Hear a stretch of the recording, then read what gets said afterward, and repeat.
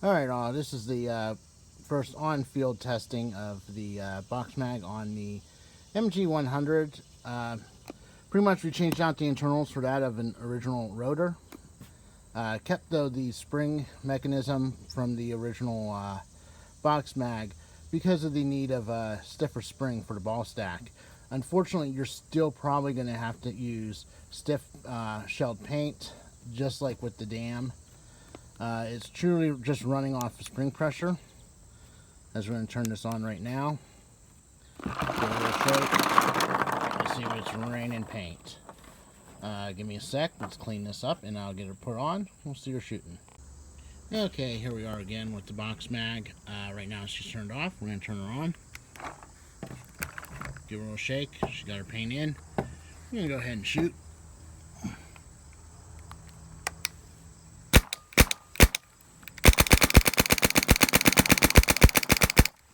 As you see, we got a nice little stream going there.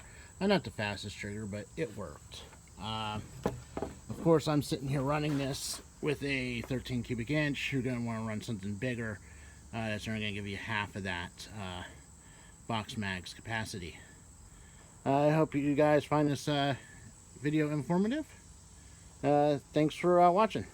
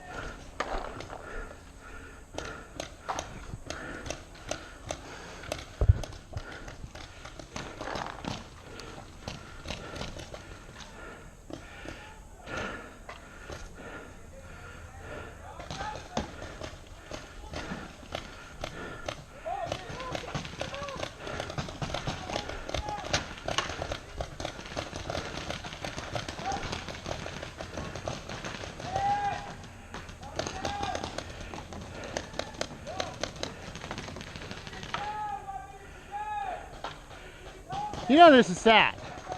I'm on your team, bro. You are? Then why are you over there? Dude, I got hit. You go that way. I know. Why are you pointing a gun at me?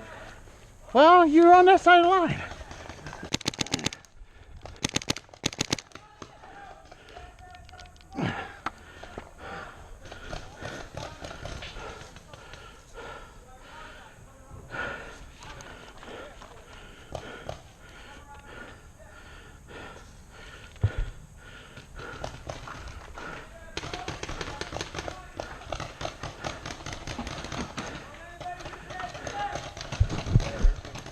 Watch. So you know Stay back where you just were. Yeah. And just watch that way. Because right when you were walking down, there's two girls that came walking that way. Oh, I got you.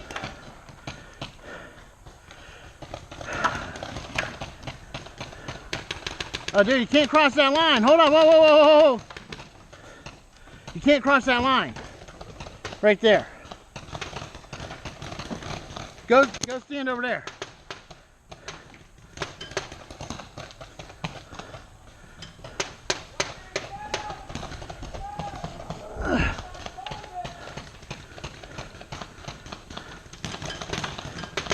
Just don't cross that line. You're over it again.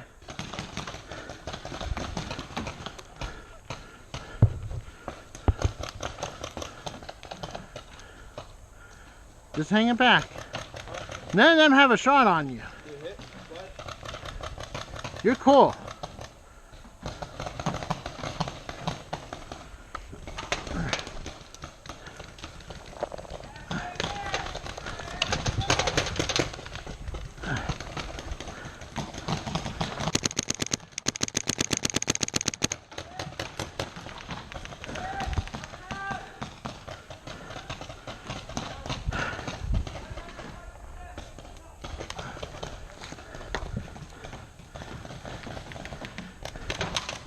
Best thing you can do to work around this corner, you can kind of peek down that line.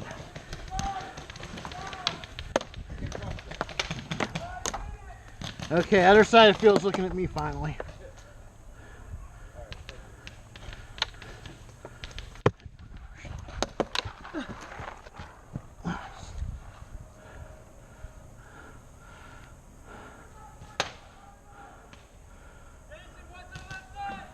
Yeah, I'm watching that left.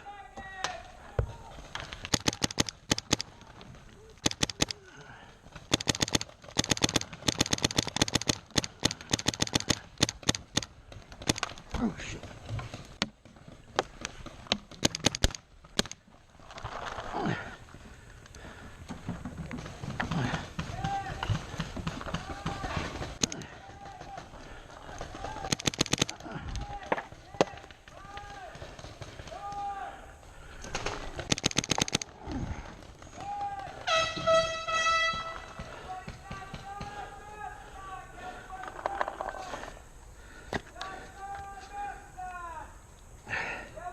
Hi everyone, I'm here to try to clear up some of the questions I've had with the modification to the box rotor to work with the MG100.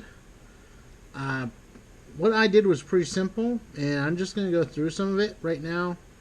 As you can see, we have here on the left, this is the regular rotor setup from an original rotor running off of the AA batteries. Over here we have the box rotor setup running off of its lithium battery.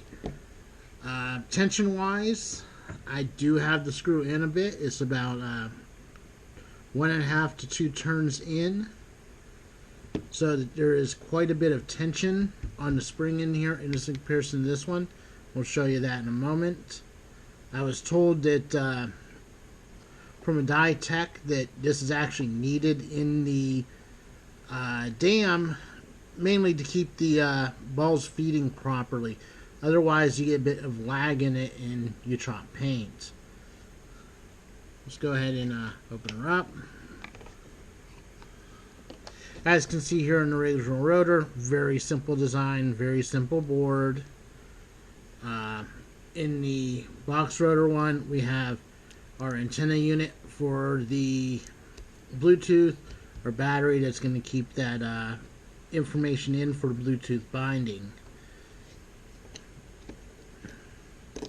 A lot more stuff going on the board here though. Both motors do feature the same little plug, so if needed, I guess you could swap the motors.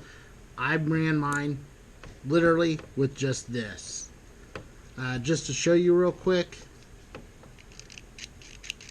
just a moderate amount of tension. This one here, a lot of tension on that spring. As I said in my first video, you're still going to need a stiff shell on your paint. You're not going to be able to use brittle paint doing this. That tension has got to be there. If you don't have it, it's not going to keep up. Actually, some of the people who said they've tried doing this, I think that may have been your problem, is that the spring tension allowed the motor to give time to keep up and pick up that pace. As to with the without that tension there, may have caused some problems. We'll close her back up. That top, as you can see, goes right back on. Screws go right in. Another thing, note, this does have a metal worm gear Down the line, possibly that plastic worm gear might go bad. Don't know. Also, I'm not sure what is with the circuit board on the back. Quite possibly it could be something that is causing the motor to run X number of turns that mathematically equate to the size of a ball. Just a thought. There is no data cable going. It's just a power and a negative. So I'm not sure what's up with that. We are going to continue to run this off of the AA batteries. That's what I used when running it. Now for the internals. Really nothing needed to be done here. Just slides right in. Give a little pull underneath and make sure that everything's lined up good. Now this is the only other place I came in problem with. Pretty much a spacing issue with the foam here. If you want to cut it out, pull it out, rip it out, whatever, you can do it. Me, I've been pushing everything in, as you see my little ribs on the side there.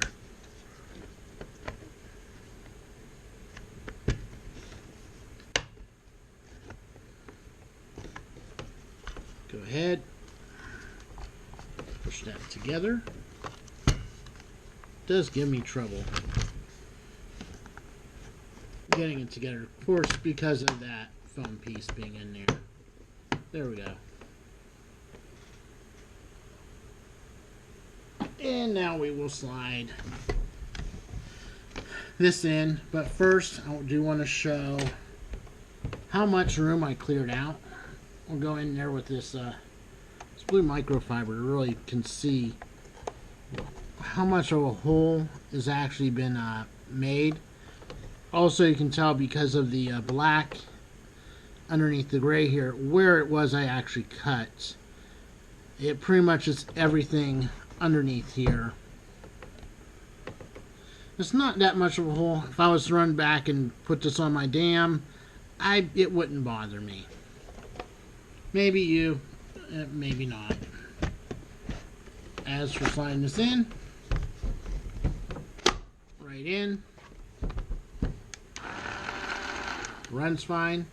Sadly, I don't have any paint on me at this moment, so I cannot show you it running with the paint in it, although I did that already in the previous video. Thanks for watching. Hopefully soon I'll have the gameplay footage. I just have 2 cameras. I got to get the footage synced together and put that out. Thanks for watching. Hope it's answered some questions, maybe raises some others. Try to get back to you if it does. And thanks for watching.